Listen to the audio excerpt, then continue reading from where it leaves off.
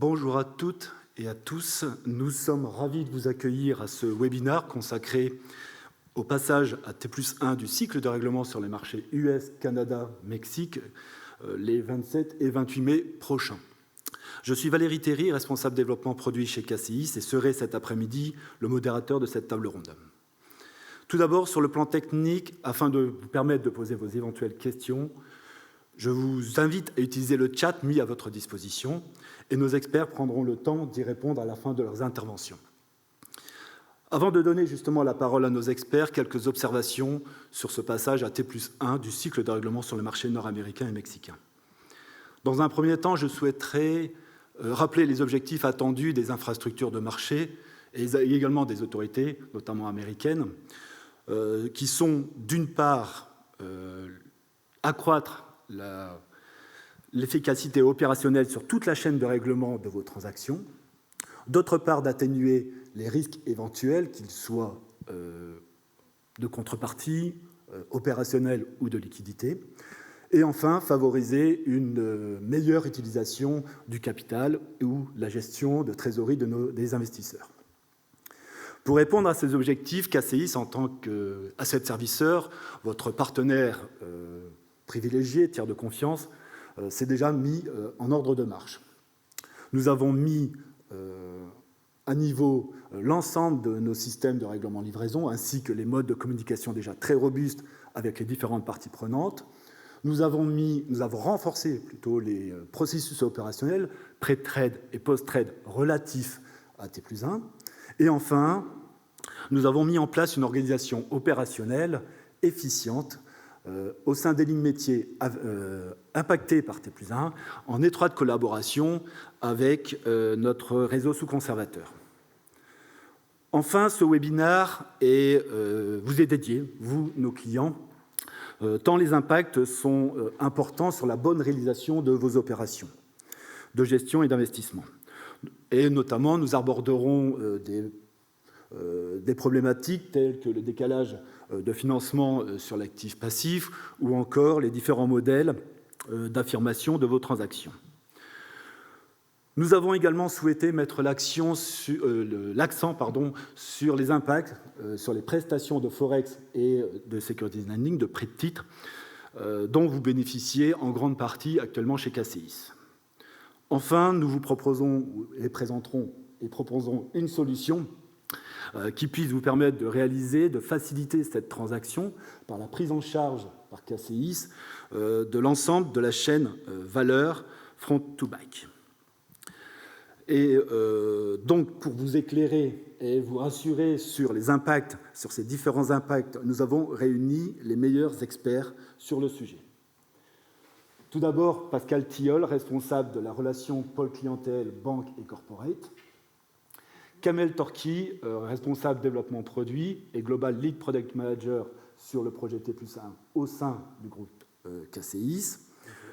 Olivier Zemp, responsable division de l'activité Securities Finance and Repo. Et enfin, David Rank, responsable groupe Aide sur l'activité Forex chez KCIS.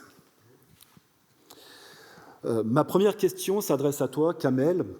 Kamel, pourrais-tu apporter un éclairage général et aussi sur des aspects très précis sur ce qui attend nos clients à la date T+1, donc de passage à T+1 et au-delà? Oui. Tout d'abord, bonjour à tous. Merci Valérie. Donc, avant de vous plonger dans les détails de cette présentation, j'aimerais vous rappeler que le but du changement de ce cycle de dénouement de T+2 à T+1 aux US, Canada et Mexique est d'une part d'augmenter la liquidité sur les marchés et d'autre part donc, de réduire les risques marchés, crédits, contrepartie et opérationnels sur les marchés financiers. Ce changement de régulation sera implémenté aux US le 28 mai et au Canada et au Mexique le 27, à savoir que le dernier jour où un cycle de dénouement T+2 s'appliquera sera le vendredi 24 mai pour tous les marchés. À noter qu'un double jour donc de règlement aura lieu le 27 et 29 mai, ce qui provoquera une augmentation importante du volume de traitement opérationnel du côté de KCIS et aussi de celui de nos clients. Donc, nous avons anticipé et testé donc, ces scénarios chez KCIS et nous sommes confiants en notre capacité à faire face donc, à ces scénarios. Concernant les instruments impactés par ce changement de régulation, on parle principalement des titres qui se dénouent en DTC, sachant que les titres qui se dénouent en Fedwire et les fonds offshore qui se dénouent en SEC ne seront pas concernés. Passons maintenant aux deux principaux impacts de cette régulation, qui sont, donc, si on passe au prochain, donc, slide, merci, donc le Fund Settlement Mismatch, ou encore en français donc la décorrélation des cycles de dénouement. Donc quand les marchés vont passer en T+1, on s'attend à une décorrélation entre le cycle de dénouement au passif, donc pour les investisseurs, et donc à l'actif au niveau investissement pour niveau portefeuille. Donc là, on parle principalement des UCITS, qui, eux, ont des règles très strictes au niveau limite. Donc on parle limite au niveau découvert, donc les fameux 10%, et 20% au niveau long balance, donc là, par rapport à la NAV et par contrepartie. Une solution stratégique pour éviter ces potentiels problèmes liés à la gestion de liquidité serait d'aligner donc les cycles des dénouements à l'actif et au passif, donc de tout mettre en T+1. Nous avons des discussions régulières avec nos clients qui ont l'intention de changer leur cycle de dénouement donc de T+3 à T+1, sachant que T+3 c'est le standard en Europe. Et le challenge qu'on soulève tout le temps avec tous nos clients est surtout lié au timing entre l'émission des contract notes vers les investisseurs et donc contract note qui est avis d'opérer donc en français, et la cut-off de paiement pour ces mêmes investisseurs, spécifiquement s'ils sont basés en Asie. Dans ce cas, on peut vite se retrouver à échanger un découvert donc au niveau fonds contre un découvert au niveau des comptes de l'agent de transfert. Donc, avec tous les intérêts qui restent à gérer derrière et qui en découlent. Après plusieurs analyses, donc au travers de la chaîne de valeur du calcul de la NAV, donc depuis la dealing cut-off jusqu'à la payment cut-off des investisseurs, il s'avère que la solution qui paraît la plus gérable opérationnellement parlant et d'un point de vue horaire de réception des avis d'opérer, donc des contract notes par les investisseurs, est plutôt un passage de T+3 à T+2 plutôt qu'un passage de T+3 à T+1. Donc, en tout cas, du point de vue de KCIS, quelle que soit la décision que vous prendrez, sachez qu'on pourra vous supporter dans les deux cas, à savoir qu'on offre déjà aujourd'hui des services à des fonds qui ont des cycles de règlement qui vont aujourd'hui de T-1 à T+3.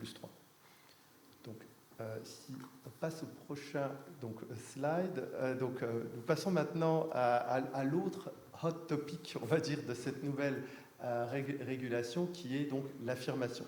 Donc tout d'abord, qu'est-ce que c'est que l'affirmation? Et pourquoi cela a été créé par la SEC? Donc ça, c'est vraiment deux questions importantes avant d'entamer nos différents modèles d'affirmation. Donc l'affirmation, c'est un pré-matching donc du détail des instructions de règlement livraison entre l'asset manager et l'executing broker, tout ceci se passant en amont donc, du matching process chez DTC. Donc, à savoir que tout ceci est nouveau en Europe, nouveau en Asie, et que ça existe depuis des décennies aux US. Un autre point à savoir est que cette affirmation se passe dans un outil de DTCC qui s'appelle le Trade Suite ID. Et ça, je vais y revenir donc, tout de suite après. Sachant que le buffer de 1 jour qui existe actuellement sous T+2 est utilisé aujourd'hui pour fixer les problèmes de réconciliation et qui demain il n'existera plus, le but de l'affirmation est de réduire toutes ces problématiques et par conséquent d'augmenter donc le taux de succès du dénouement chez DTC. 3 points importants à retenir sur l'affirmation. Le premier, c'est la cut-off d'affirmation, donc qui est 9h du soir US en T, donc qui représente 3h du matin en Europe, donc T+1. Le deuxième point à retenir, c'est qu'une trade non affirmée n'empêche pas le settlement. Le troisième point est que l'affirmation ne garantit pas le settlement. Donc, ce n'est pas parce qu'une transaction arrive en mode affirmé chez DTC qu'elle va forcément s'écler. Il va toujours avoir besoin d'avoir assez de cash, de titres, pour pouvoir s'assurer d'un dénouement en settlement date. Donc, chez Cassis, on vous offre 2 modèles d'affirmation qui vont vous permettre de vous conformer à la régulation et en même temps donc d'être prêt pour le 28 mai. Donc, le premier modèle d'affirmation, c'est le Custodian Affirmation, et le deuxième modèle, c'est le Self-Affirmation. Donc, si on passe au slide d'après, en fait, avant de vous expliquer ce slide, donc qui concerne le Custodian Affirmation Model, je vais vous donner 2 infos clés. Donc, la première, c'est une question que vous devez vous poser, c'est que devez-vous faire si vous voulez que Cassis fasse l'affirmation de vos transactions pour vous. Donc, ben, nous, tout simplement, on vous demande de nous fournir votre identifiant trade suite, le fameux trade suite ID, pour le 11 avril. Donc, c'est très simple. Et la deuxième info que je tenais à partager avec vous, c'est pourquoi Cassis demande à ses clients d'avoir son propre trade suite ID. Donc, la raison est, il y a 2 raisons à cela. Donc, la première, elle est liée à la régulation, et donc spécifiquement la règle 204.2 qui, à partir du moment où vous êtes considéré comme Registered Investment Advisor, donc RIA, vous demande de fournir un reporting sur demande à la SEC, incluant allocation, confirmation et affirmation de manière datée et avec les horaires pour chaque transaction. La seconde raison pour laquelle on vous demande de nous fournir votre propre Trade Suite ID est que même si vous ne tombez pas sous le joug de la régulation US vous-même, vous pouvez vous retrouver forcé de fournir un reporting donc à vos brokers US avec lesquels vous travaillez, car ces derniers eux-mêmes vont être monitorés pour leur taux d'affirmation par la SEC, en sachant que la SEC a un objectif d'affirmation de 100% pour fin mai. Donc, si cet objectif de 100% n'est pas atteint, ce que la SEC pourrait faire, c'est mettre en place donc, des pénalités, à savoir que ces pénalités, pour l'instant, elles ne sont pas applicables, elles ne sont pas prévues par la SEC. À noter aussi que si cet objectif n'est pas atteint, la SEC pourra, dans ce cas, demander aux brokers qui, eux, n'ont pas atteint un objectif d'affirmation assez satisfaisant, de fournir, de mettre en place plutôt une solution de remédiation qui sera logiquement de demander aux brokers de retourner vers leur contrepartie et de leur demander de leur fournir au minimum un reporting au moins lié à l'affirmation. Donc, si le taux d'affirmation d'une contrepartie est trop bas, dans ce cas-là, ce que le broker pourra faire, il pourra tout simplement vous dire je travaille peu. Donc ça, c'est une option, il faut être conscient de ça. Et la deuxième possibilité est, quand je travaille avec vous, j'augmente mes coûts. Donc j'augmente mes frais avec vous. Donc à choisir, à savoir que si vous, à partir du moment où vous déciderez de choisir votre propre Trade Suite ID, cela vous évitera d'avoir à faire face à cette situation plutôt difficile auquel personne, j'imagine, ne veut faire face. En tout cas, pas moi. Car elle vous permettra d'avoir accès, en fonction du type de Trade Suite ID que vous allez choisir, à un reporting qui vous permettra d'avoir un reporting en ligne avec vos propres besoins et potentiellement donc les besoins de vos contreparties. En plus, elle vous permettra de vous aligner non seulement sur la régulation telle qu'elle existe aujourd'hui, mais aussi d'anticiper son évolution telle qu'elle est attendue et anticipée par l'industrie. Bon, après cette longue histoire, je sais, je parle beaucoup, désolé. En bref, donc, alors ce que vous devez retenir, c'est que nous, ce qu'on attend de vous, c'est tout simplement que vous nous donniez votre Trade Suite ID pour le 11 avril. Et nous, ce qu'on fera, c'est qu'on vous reviendra dès qu'on sera prêt à faire l'affirmation pour vous. Et on vous demandera à ce moment de retourner vers vos contreparties brokers avec votre Trade Suite ID et de mettre à jour vos SSI dans Alert. Alert qui est la database de SSI fournie par DTCC, bien sûr, si vous l'utilisez aujourd'hui. Si vous ne l'utilisez pas, dans ce cas-là, vous aurez juste à demander à vos contreparties d'utiliser votre Trade Suite ID quand ils feront l'affirmation confirmation en étant face à vous. Donc, Maintenant on jette un œil au slide qu'on a en face de nous, donc le fameux Custodian Affirmation Model. Donc là, à ce moment-là, on commencera ensuite à faire le process d'affirmation pour vous, grâce aux instructions de règlement livraison que vous nous enverrez, donc dans exactement le même format que vous utilisez aujourd'hui, sans rien y ajouter, ni trade suite ID, ni rien du tout. Donc on l'enverra ensuite vers nos agents US qui sont Boni et BBH, qui enverront donc les détails de vos instructions dans trade suite ID. Donc cette action est ce qu'on appelle l'affirmation process. Ceci sera comparé donc aux détails d'instructions envoyées en amont par le broker dans trade suite ID. Et cette étape, c'est ce qu'on appelle la broker confirmation. Donc, si les deux instructions sont matchées, on dit là que la confirmation a été affirmée dans trade suite ID. Et donc, trade suite ID ensuite enverra l'instruction en mode affirmé chez DTC pour settlement, qui se déroulera à partir du moment, bien sûr, qu'il y a assez de titres ou assez de cash en settlement. Donc là, j'en ai fini avec le Custodian Affirmation Model. Sachez qu'on offre aussi un deuxième modèle d'affirmation qui s'affiche, donc le Self-Affirmation Model. Ce modèle est assez simple pour Cassis parce que à la fin, c'est vraiment, dans ce cas-là, c'est les clients qui vont faire l'affirmation eux-mêmes, donc le rôle de Cassis est très limité dans ce cadre-là.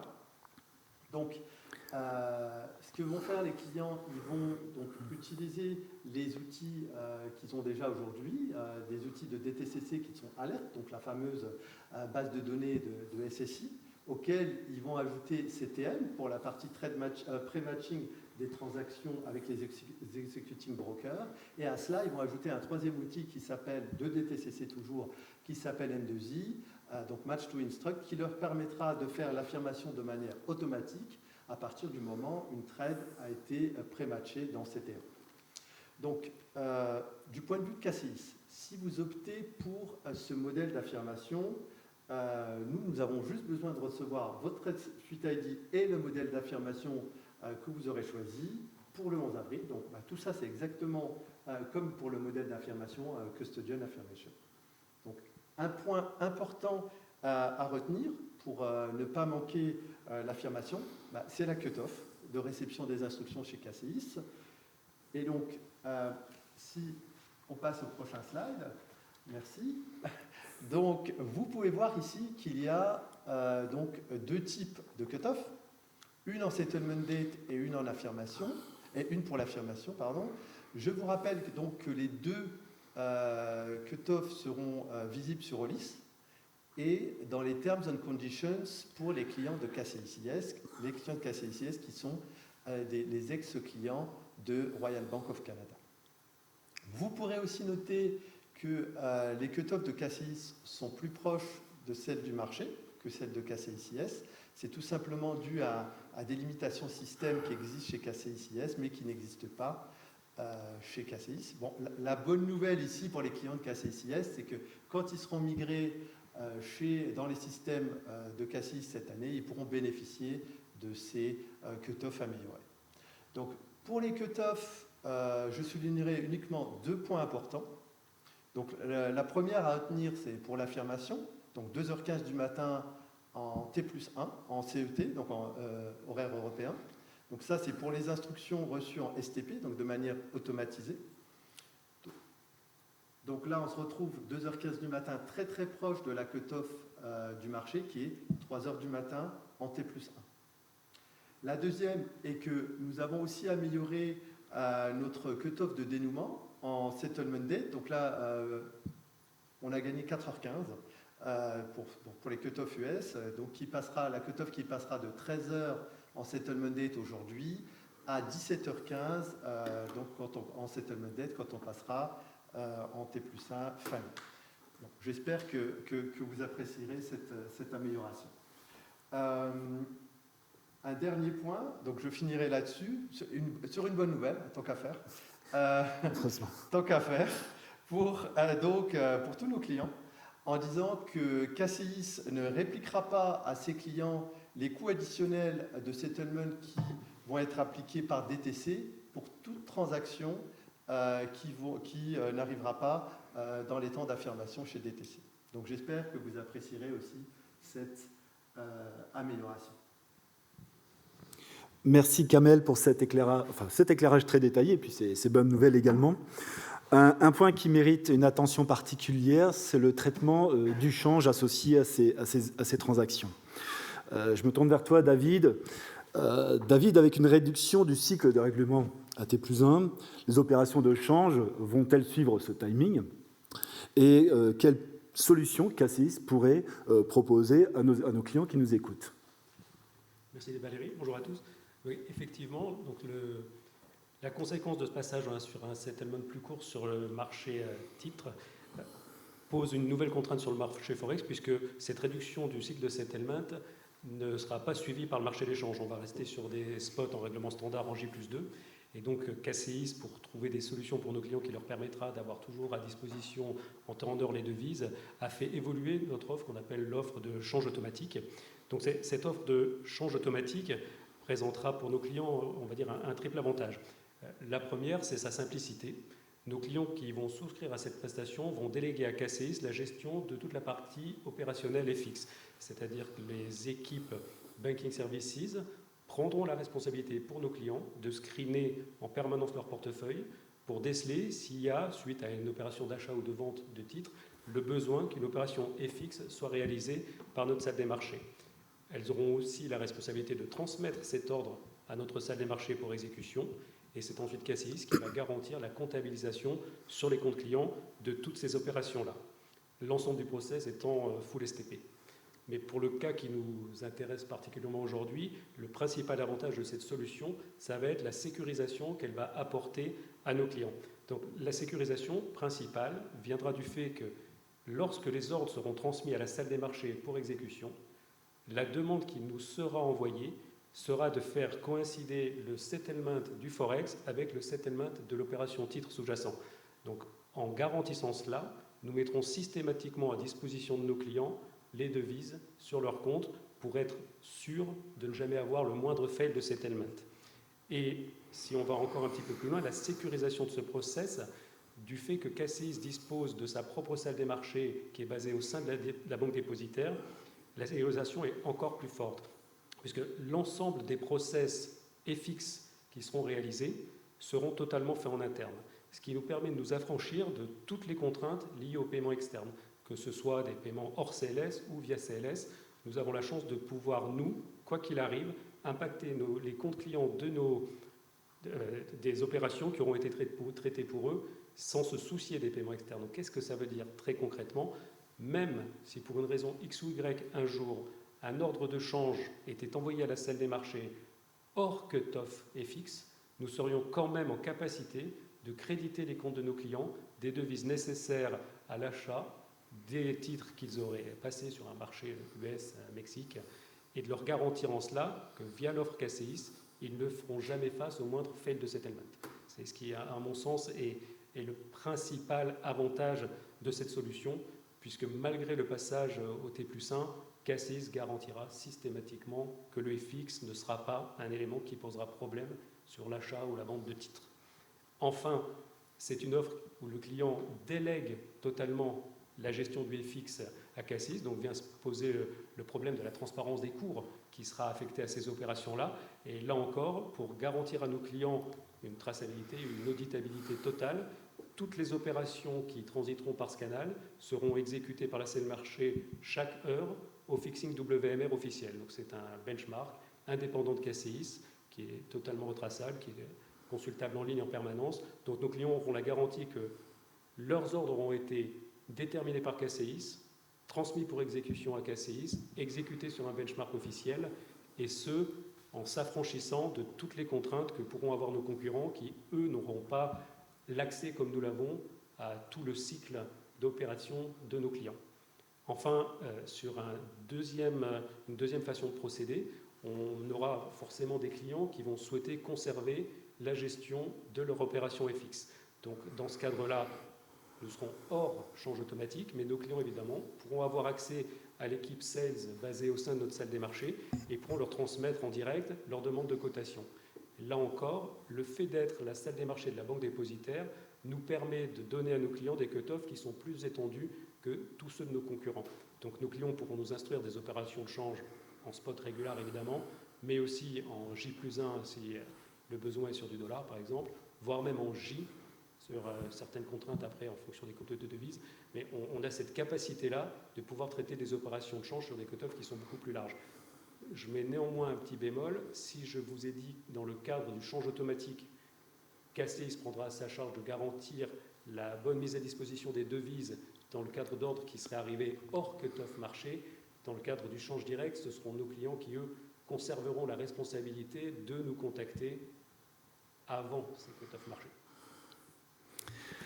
Merci David. Je pense que cette qualité d'offre délivrée par CACEIS intéressera, je pense, un grand nombre de nos clients pour faciliter cette transition à T+1. Abordons maintenant le sujet de Securities Lending. Je me retourne vers toi, Olivier. On entend beaucoup parler des impacts T+1 sur le Securities Lending. Est-ce que tu peux donner ton avis et comment CACEIS va anticiper ces impacts ? Oui, merci beaucoup Valérie, bonjour tout le monde. Donc oui, on entend parler beaucoup de ce passage à T+1. C'est assez logique quand on regarde la taille du marché américain. Dans notre domaine à nous du prêt de titre, ce marché est de loin le plus gros marché au monde en termes de revenus et de volume. En termes de comparaison, si on agrège l'ensemble des marchés européens et qu'on les compare au marché américain, le marché américain est 3 fois plus gros que le bloc européen. Donc, sans surprise, le sujet fait couler beaucoup d'encre, tout le monde le regarde. Et la moindre friction sur ce marché peut avoir des impacts énormes sur notre industrie de prêt de titre. Alors, il faut s'assurer que cette transition se fasse de la façon la plus fluide possible. Donc, comment faire pour assurer cette transition ? Sans surprise, c'est l'automatisation. Donc, le régulateur, on l'a bien compris entre ce qu'a dit Valérie et Kamel, le régulateur, en raccourcissant le cycle de dénouement, cherche à réduire le risque de contrepartie. Ce qui est un peu moins direct et un peu moins explicite, c'est que la SEC s'est rendu compte quand même que le marché américain opérait de façon très manuelle. Alors pour nous, c'est un peu surprenant, mais aux US, le flux de communication est encore et toujours très basé sur l'envoi de fax, email. Donc en raccourcissant le cycle de dénouement, le régulateur impose une automatisation à tous les intervenants du marché. Donc, aux États-Unis, au Canada, au Mexique, il a fallu mettre à jour les systèmes, chose qui a été faite en ce moment.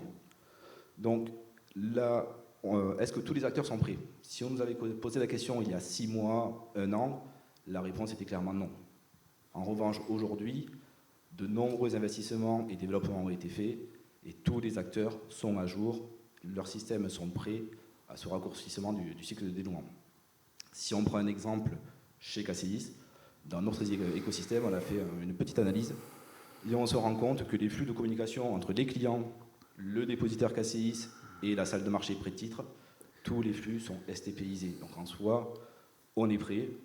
Les clients n'ont a priori aucun souci à se faire, vu que chez nous, tout est déjà automatisé. Donc ça, c'est vraiment le bon point, c'est très positif. Il faut vraiment décorréler les US des marchés européens. Oui.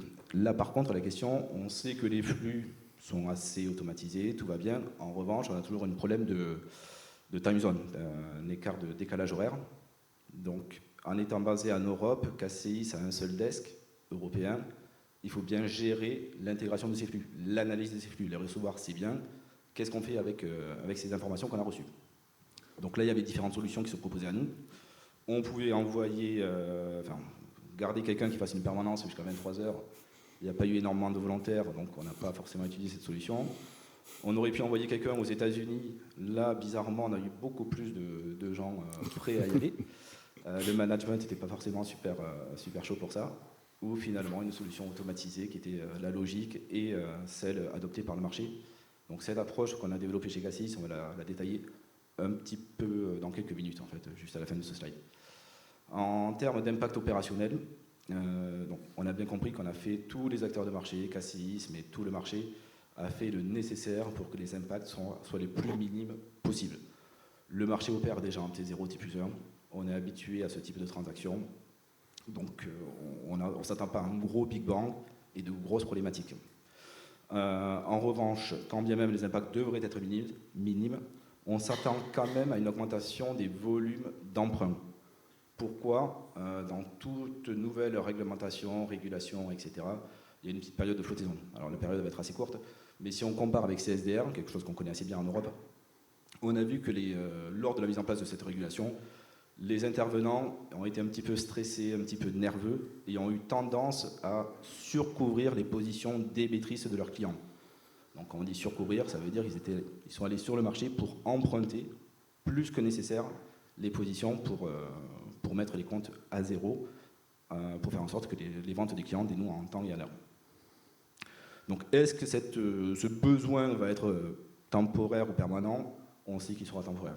C'est juste le temps que les intervenants aient une pleine confiance dans leur nouveau process et qu'on opère en mode BAU, en mode business as usual. Donc maintenant, si on en vient sur la solution qui a été développée chez KCIS, comme mentionné, c'est une solution automatisée. Personne ne va rester jusqu'à 23 heures au Luxembourg ou en France pour contrôler les flux de vente. Donc on va recevoir les ventes de nos clients en continu, de façon automatisée, dans notre système de trading. Ce qui va se passer, qu'on soit présent sur le desk ou pas, notre système va analyser toutes les actions à entreprendre. Ce qu'il faut savoir, quand un client vend, dans 90% des cas, on n'a aucune intervention à faire côté prêt de titre. Pourquoi ? Parce que la provision du compte est suffisante. On n'a pas besoin d'intervenir pour rapatrier des positions. Donc dans 90% des ventes, tout se passe bien. Dans 10% des cas, une action est nécessaire. Donc qu'est-ce qu'on va faire en premier lieu ? C'est ce qu'on appelle, on va chercher à réallouer une position d'un client qui a vendu, donc qui est short, vers un autre client qui, lui, est long de ce titre-là. Ces réallocations, alors là, je ne vais pas rentrer dans les statistiques, mais ces réallocations ont lieu dans 80 à 90% des cas. Finalement, dans les 10% restants, donc les 10% des 10%, donc ça fait 1% des ventes, il faut qu'on envoie des notifications, des demandes de rapatriement de titres auprès des contreparties. Ces envois de notifications doivent être faits le plus rapidement possible. C'est pour ça qu'encore une fois, on insiste sur ce principe-là. Il faut que tous les flux soient automatisés, qu'on reçoive les ventes des clients le plus tôt possible. Comme ça, notre système peut intégrer, analyser l'information et envoyer la demande auprès des emprunteurs. Ça, c'est la chose primordiale pour que tout se passe bien. Encore une fois, on a fait nos analyses, on fait ce qu'on appelle parallel run, donc on teste notre solution à l'heure actuelle et on s'aperçoit que tout marche très bien, tant avec nos clients qu'avec le dépositaire, notre équipe et le marché. Donc en soi, on pense que ce passage à T+1 sera vraiment bénéfique pour l'industrie, car il va nous amener une vraie automatisation qui était nécessaire dans le marché américain. Merci. Merci Olivier pour ce discours très rassurant. Nous venons de voir l'ensemble des impacts opérationnels sur l'ensemble sur un certain nombre de thématiques, et ils ne sont pas des moindres. Et là, je me retourne vers toi, Pascal. Y a-t-il une solution chez KCIS qui puisse permettre de faciliter la vie de nos clients sur tous ces aspects, sur ce fameux passage à T+1 ? Merci Valérie, bonjour à tous. En effet, pour répondre à ces différents aspects opérationnels et en sa qualité de Global Custodian, KCIS offre la prestation E2C, exécution à la conservation, qui permet donc à tous les clients qui souscrivent à ce service de traiter, exécuter sur plusieurs places de cotation, et nous couvrons plus de 80 pays.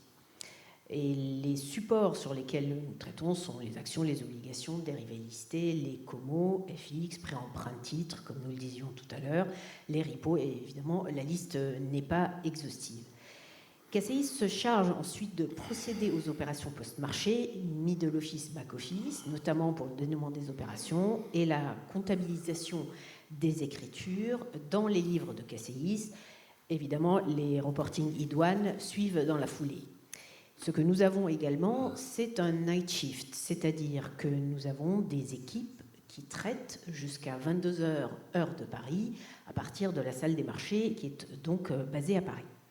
En plus des équipes qui sont basées à Paris, et dans le cadre du Follow the Sun, Nous avons 2 équipes, une basée en Asie, une autre basée au Canada, et ces équipes de middle/back office gèrent le traitement et le suivi des opérations, ce qui permet un suivi optimum, aucune rupture de flux, notamment liée aux différents fuseaux horaires.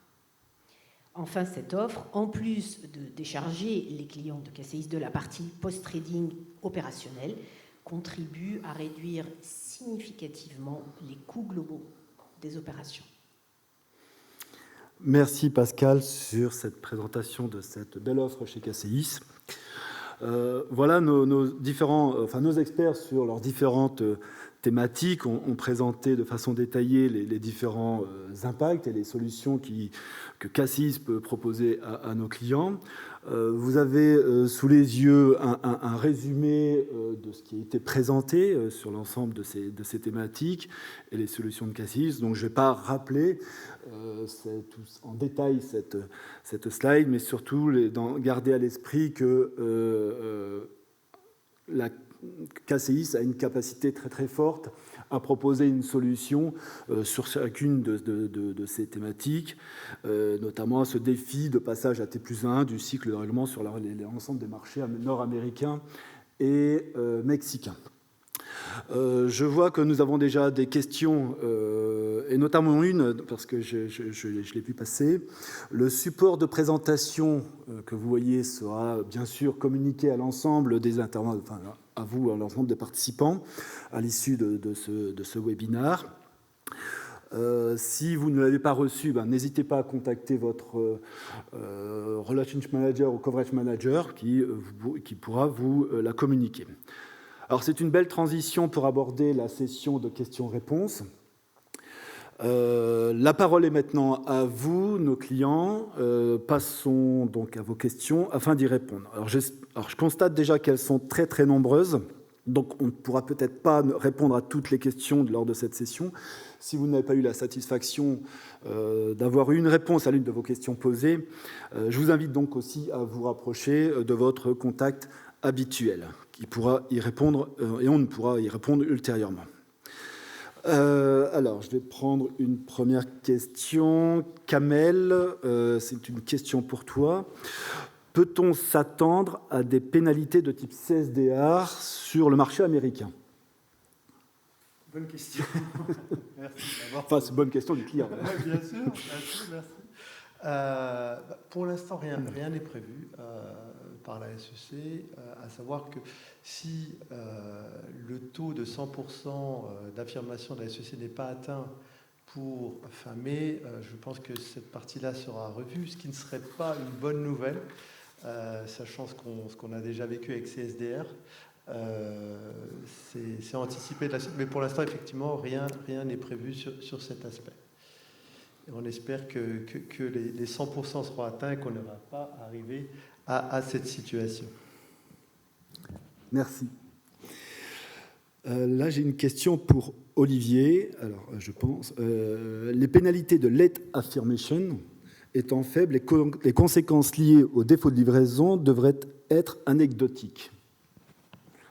Alors oui, si on regarde que l'impact financier, en effet, vu que les coûts sont vraiment très très bas, et comme vient de le dire Kamel, si on n'anticipe pas des coûts type CSDR, l'aspect financier n'est pas forcément très incitatif pour avoir une vraie discipline de dénouement.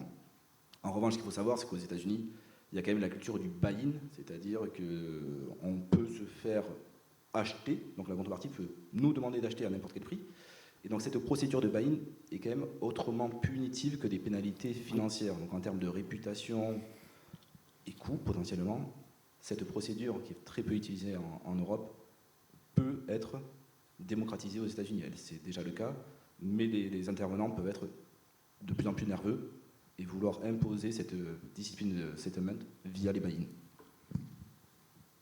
Merci Olivier. Une question pour David sur l'activité Forex. Comment KCIS, dans le cadre de son offre AutoFX, peut garantir un cours d'exécution compétitif? Alors là, la réponse est très simple.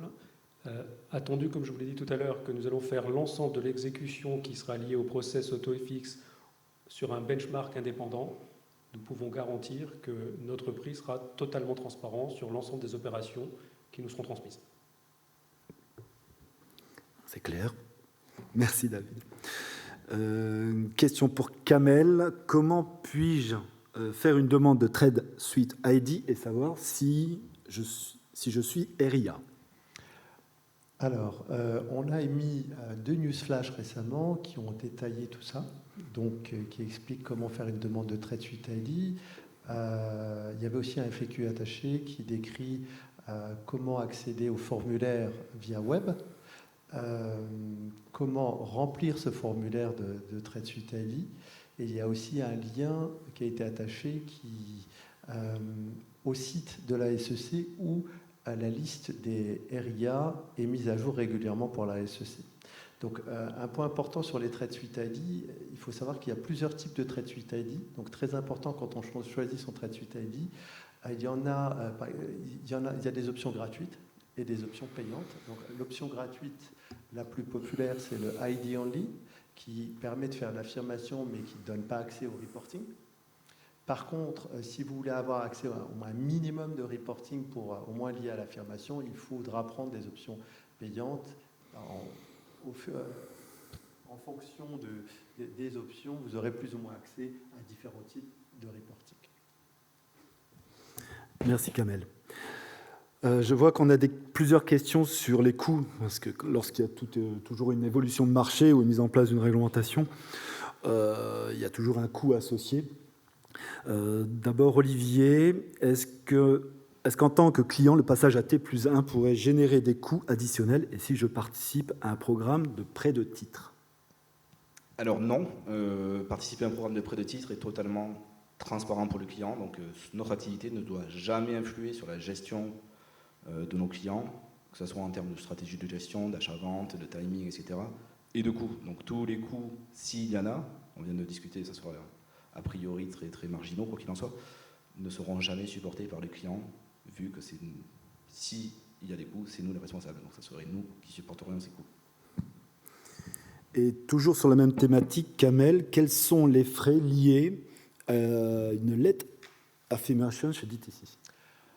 Alors, déjà, je rappelle la cut-off d'affirmation. Donc, marché, c'est 9h US en T, donc 3h du matin T+1. À partir du moment où une instruction arrive chez DTC après 9h US en T, on va passer dans un autre type de dénouement. On va passer donc entre 9h et 1h30 du matin, on va être dans ce qu'on appelle le Night Delivery Order. Donc pour la partie qui livre les titres, il y a un coût supplémentaire de 17 cents. Et si c'est après 2h du matin, c'est 54 cents. Dans ces deux cas, pour la partie qui reçoit les titres, il y a un coût de 11 cents. Donc je rappelle ce que j'ai dit tout à l'heure. Effectivement, KCIS ne répliquera pas ses coûts sur ses clients. Et ce, quelle que soit la taille? Quelle que soit la taille. C'est au ticket. C'est ça. C'est à la traite. Merci. J'ai deux questions sur le Forex, David. Quand l'offre FX permettant de gérer les settlements courts sera-t-elle déployée? Elle est déjà en production. Ben voilà. Merci. Et en quoi KCIS peut-il proposer une solution plus sécurisée que les autres intervenants sur le marché? Comment on se positionne sur le marché? Alors, notre grosse force sur cette offre, c'est d'avoir directement chez KCIS une salle des marchés qui est totalement intégrée à la banque dépositaire. C'est vraiment sur ça que nous avons capitalisé, puisque le plus gros avantage pour nous, c'est de pouvoir nous affranchir des paiements externes et donc de pouvoir en affranchir nos clients. Donc, grâce au fait que KCIS a une vue totale sur les comptes de ses clients et a la capacité de déterminer immédiatement si un besoin de change fait jour, on a de la réactivité. Le fait d'être totalement intégré, d'avoir une salle des marchés qui est basée chez nous, nos délais d'exécution sont quasi inexistants. Et les délais de comptabilisation sont aussi instantanés. Donc on a une réactivité qui est totale. Et comme je disais, surtout, le fait de s'affranchir des paiements externes va nous permettre de comptabiliser sur les comptes clients des opérations de change en bonne date valeur, quel que soit le timing de réception dans le cadre du change auto. Merci David. On pourra terminer parce qu'on arrive un peu à la clôture de ce webinaire. Kamel, y a-t-il beaucoup de clients qui ont décidé de changer de cycle de settlement au passif? Ok, donc il y en a très peu. Donc il y en a très peu. Pourquoi tout simplement parce que la plupart des clients qu'on a rencontrés ont déjà un cycle de dénouement en T+2. Donc on est dans ce cadre-là ou on est plutôt dans le cadre de fonds avec des expositions qui ne sont pas assez importantes pour pouvoir décider de changer de cycle de dénouement depuis T+3. Donc c'est vrai que